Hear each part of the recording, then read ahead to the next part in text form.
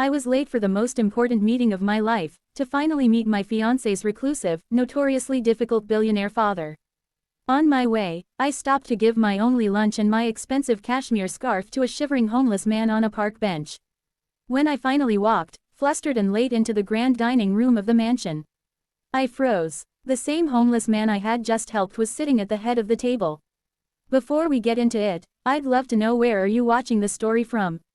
Tell me your story in the comments. Also, make sure you are following our channel. It helps to keep bringing new, juicy stories for you.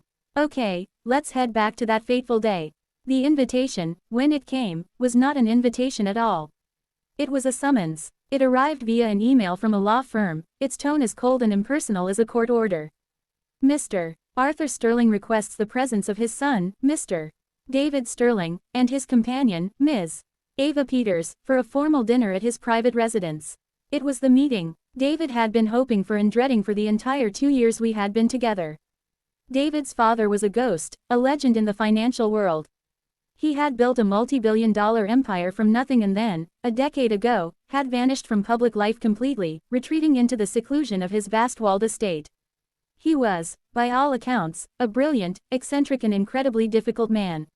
He had disowned his own older son, David's brother, for marrying a woman he deemed unsuitable. And now it was my turn to be judged. The week leading up to the dinner was a master class in anxiety. David, usually so calm and confident, was a nervous wreck. Ava, you don't understand. This isn't a normal meet the parents. My father doesn't do normal. This is a test. Everything with him is a test. My entire future, our wedding, everything. It all depends on him approving of you. He had given me a list of rules, a conversational minefield to navigate. Don't talk about your job at the nonprofit. He thinks charity is a weakness. Don't mention your parents' humble background. Stick to safe topics, art, history, economics. Wear the navy blue dress I bought you and the cashmere scarf. He values appearances. And for the love of God, he had said, his eyes wide with a desperate, pleading fear. Do not be late. He believes tardiness is a sign of a disordered mind. I spent the morning of the dinner feeling like I was preparing for an audition rather than meeting a future relative. I rehearsed my safe topics in the mirror. I pressed the dress and the scarf until they were perfect. My stomach was a tight, churning knot of nerves. I was so focused on not failing this ridiculous, arbitrary test, that I almost forgot to be a human being. I decided to take the train to his town, a wealthy, secluded enclave an hour outside the city. David was already there, having gone ahead to prepare. The plan was for me to take a taxi from the station to the estate. But as I stepped off the train, the sheer, overwhelming pressure of the day made me feel like I couldn't breathe. The station was about a mile from his estate. I decided to walk just to clear my head, to feel the solid ground beneath my feet. The walk was like a journey into another world. The streets were quiet, lined with impossibly large mansions, hidden behind towering hedges and ornate iron gates. I felt like an intruder, a simple girl from a world of pavement and concrete, trespassing in a land of privilege. I checked my watch. I was cutting it close, but I still had 20 minutes. It was on a small, beautifully manicured green that bordered the road that I saw him. He was sitting on a park bench, and he was the only thing in this entire perfect town that looked out of place. He was an elderly man, his clothes disheveled and worn, his face etched with deep, tired lines of a hard life. He was shivering in the cool afternoon air, his thin jacket no match for the breeze. He looked lost, hungry, and completely, utterly alone. My first instinct, the one conditioned by a week of my fiancé's panicked instructions, was to walk past. Don't get involved. Don't be late. Don't show up looking anything less than perfect. But then I looked at his face, at the quiet, profound sadness in his eyes, and my grandmother's voice echoed in my head from a long time ago. The measure of your character, my dear, is how you treat someone who can do nothing for you. To hell with the test. I changed course and walked over to the bench. Excuse me, sir, I said softly. Are you all right? He looked up at me, his eyes a surprisingly clear and intelligent blue. Just a bit cold, young lady, he said, his voice a low, raspy whisper. And I seemed to have missed the lunch service at the local shelter. I looked at the simple sandwich, turkey and Swiss on whole wheat, that I had packed for myself for the train ride. It was the only food I had. Without a second thought, I took it out of my bag. Here, I said, offering it to him. It's not much, but it's yours. He looked at the sandwich, then at me, a strange, unreadable expression on his face. He finally took it with a quiet nod. Thank you, he said. That is very kind. I saw him shiver again.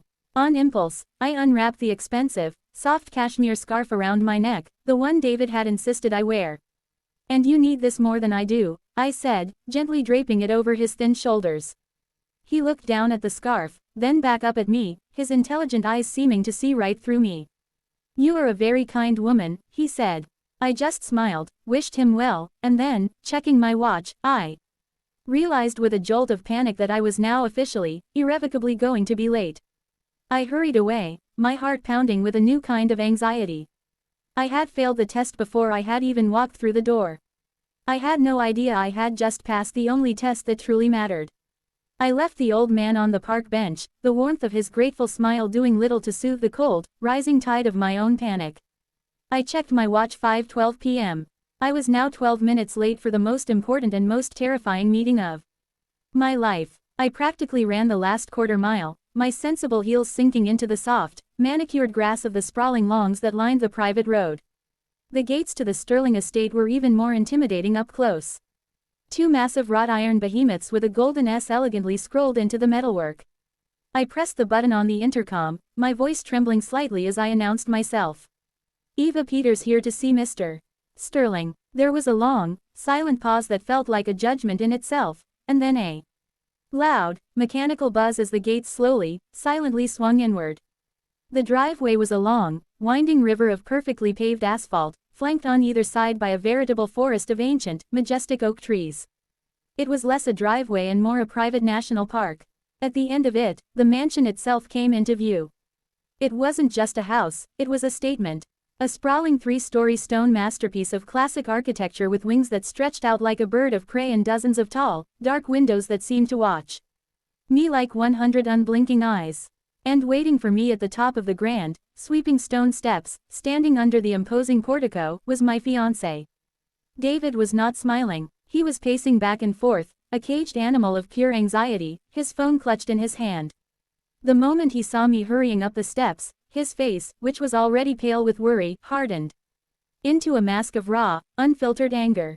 Ava, where in God's name have you been? He hissed, his voice a low, furious whisper as he rushed to meet me, grabbing my arm. You are 17 minutes late, 17. He hates tardiness. I told you this. I told you how important this was. This is a disaster, a complete and utter disaster. I'm so sorry, David, I said, my voice breathless from my run. I know, I'm so sorry. I was walking from the station and there was this old man on a park bench. He looked so cold and he hadn't eaten, and I had to stop. He stared at me as if I had just started speaking in a foreign language. An old man, he repeated, his voice full of a stunned, horrified disbelief. A homeless man. You were late to a meeting with my reclusive billionaire father.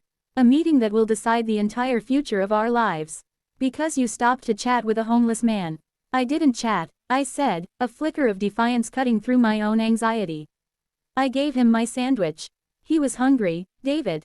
It was then that his eyes fell upon my neck. His face, which was already a mask of fury, seemed to contort even further.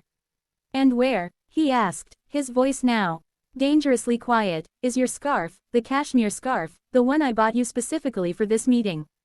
I gave it away, I whispered. He was so cold. You gave it away, he said, his voice rising to a choked, incredulous squeak. A $700 scarf. To a bum. Ava, what is wrong with you? Do you have any idea what is on the line tonight? This isn't a game. This isn't one of your nonprofit charity cases. This is my father. He judges everything. The way you look, the way you speak, the way you dress. And you show up here late. Flustered, and without the one expensive, respectable thing you were wearing. His words were like a series of small, sharp slaps. He wasn't worried about me. He wasn't even angry. Not really. He was terrified. He was a scared little boy, desperate for the approval of a father he barely knew.